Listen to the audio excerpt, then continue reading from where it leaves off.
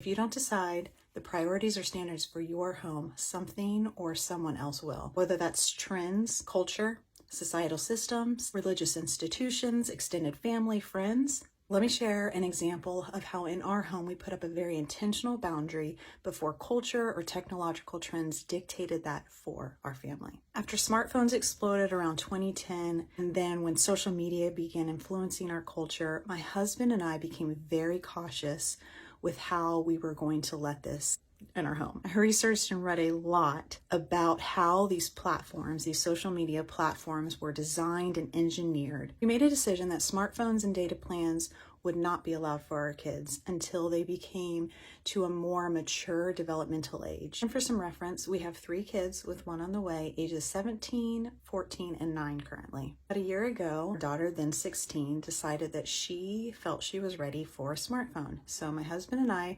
guided her in the purchase of her very own smartphone and data plan, which she purchased on her own.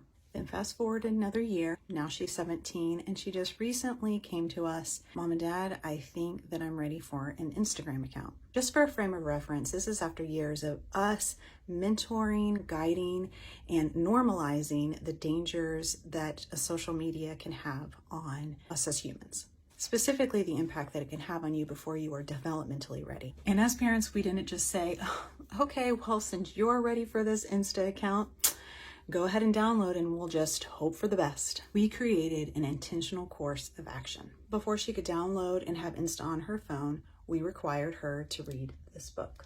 We then met with her, we would discuss the book, we reiterated what we've been training her for years about the danger. Then we asked her to come up with very specific boundaries for herself with how she was going to use in the time that she spent on Instagram. So my point behind the story time is you, as a leader of your home, must come up with your standard, your boundaries, and your priorities for what you want in your home. Because remember, if you don't, then something or someone else will.